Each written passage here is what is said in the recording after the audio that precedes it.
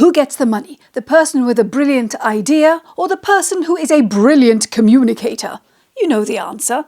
It's not fair, but it's fixable. Spend 12 minutes with me and improve your communication skills so you sound like the expert you are. I know this works because I spent 30 years interviewing thousands on global TV and stages across the world and training hundreds to master how they communicate. People who get my newsletter already know how to do this. Go on, subscribe. You're smart, you're experienced, you get compliments when you're on podcasts, applause after panels, DMs to say how fantastic you were. If you're this visible, why aren't you earning more? Communication isn't just about being clear, it's about being compelling too. You need both. High-paid experts show up in a way that makes the right person say, "Oh, this is for me. This is what I've been looking for. Where do I sign?" So the real question is, are you doing this? Aha, number 1. Being visible doesn't get you paid. A message that drives action does. There's an assumption that communication happens when you share information. It depends. It happens when 3 things connect.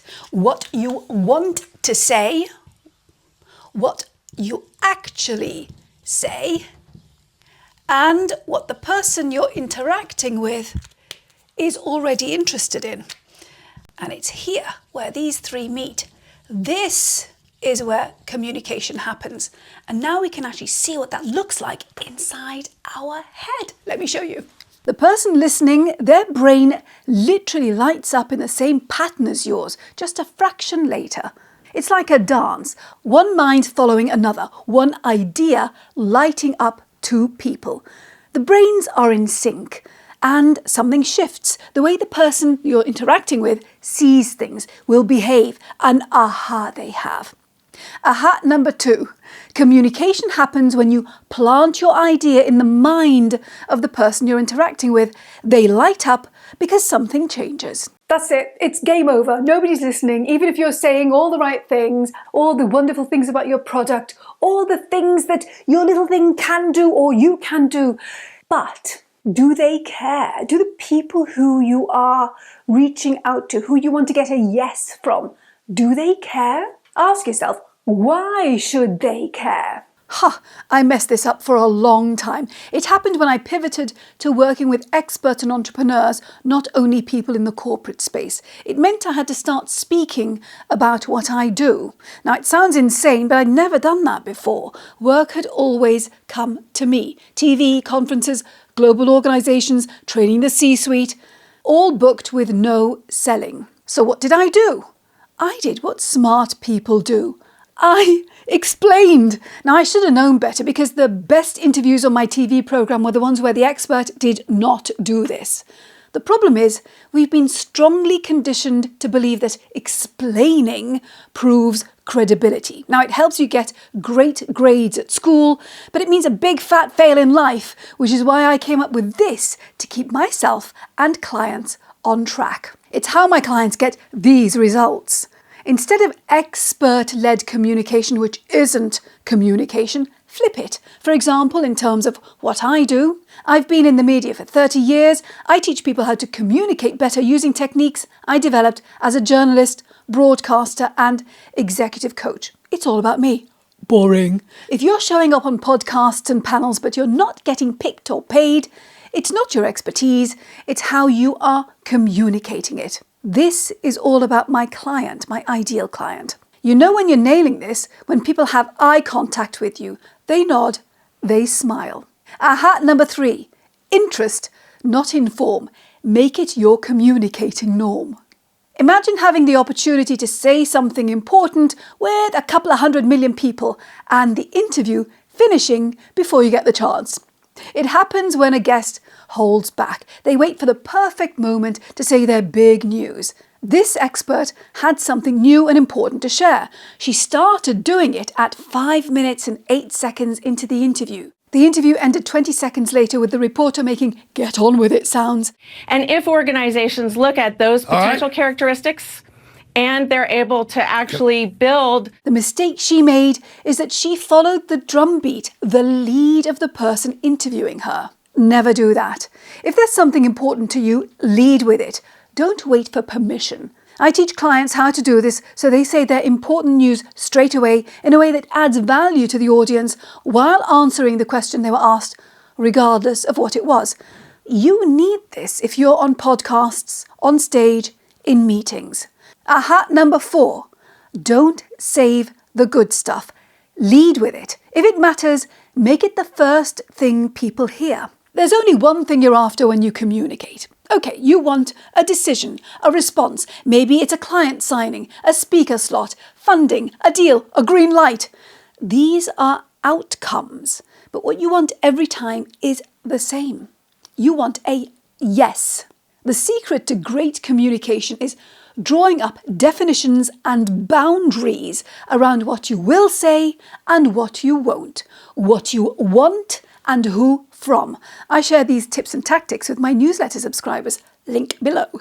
It all starts with, aha, number 5, the path to your yes. Know what it is and the person with the power to grant it before you say a word.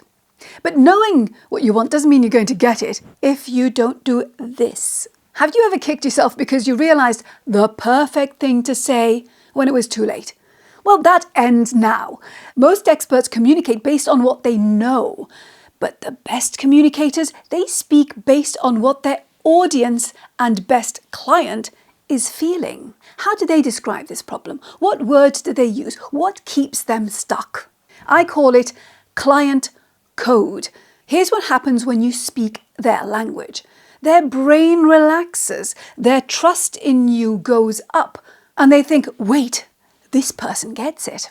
Now, AI can help by scraping blogs, comments, reviews, social posts, and here's what comes up for me about my ideal client. Useful? Yes, but nothing beats speaking to real people, listening, writing down their exact words. That's the gold.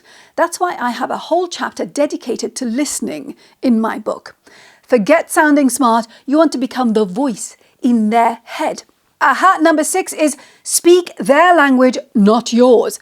Tune into them, they tune into you. Ever been on a podcast, closed your laptop or ended a call and thought, oh, I forgot to say the one thing that matters? Or worse, you did say it, but no one remembers it. What makes a message stick is how clearly you stack the idea, how you frame, repeat, make it land. Great communicators think in visuals. They build mental architecture. This is why I train clients to use visual frameworks, like the word tree I invented. Your core message is the tree trunk. Your 3 key points are the branches. The supporting information are the twigs. That's where you get the depth. And everything needs to feed into the core root idea. Suddenly, your audience and best client doesn't just understand you, they follow you, they remember you, and they repeat you in rooms you are not in. This is how you build trust and traction even when you're not there. Aha, number 7. Structure makes you stick. If people can't follow it, they won't feel it. If they can't repeat it, they won't act on it. Good communication is messy to start with. First comes that linear, logical, first comes this, then comes that. These Lego pieces are your knowledge, your insight, your expertise, experiences, your client results. And what you do is at the beginning, you lay it all down. You go, oh, this led to that, and then I realized this, and then the client did that. And it's only after you've done the data dump, which can be vertical or horizontal, you're stacking information. That's the key, you're stacking. Only then can you break it up and get messy because you realize, oh, I don't need this bit. This insight is boring, but this, it just was perfect. This is the perfect metaphor, example, result. And then you go, oh, and all that information I created over there, that's fantastic for bringing this thought to life. And this client is a great example of this one thing that I want to get across. And you keep doing this, and then suddenly a few things happen. All of this becomes alive and unique to you. You see, the brain wants structure, but the heart, it wants inspiration. So aha number 8 is the best communication starts neat and logical, and then it gets messy and magical. I was out on a walk when I saw 3 people in a field. They were completely still, covered in tarp. It looked like they were looking through binoculars or cameras on tripods, and I thought, wow, they must be tracking a rare bird. I took this photo to show a neighbour who is a bird nerd, but then as I walked past, I realised they were horses. I just handed in the final manuscript for my first book. My brain was fried, so it filled in the blanks. And that's exactly what your audience does. Their minds are full, tired, distracted. You think you're being clear. You have no idea what someone hears, sees, or takes away from what you're putting out. Which reminds me of another story. My niece was looking after the neighbour's children.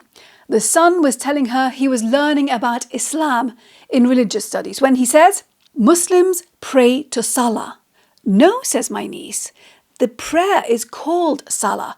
No, he says, they pray to Mo Salah. Absolutely sensational. The only association he has with that word is the footballer's name, and that's where his brain goes.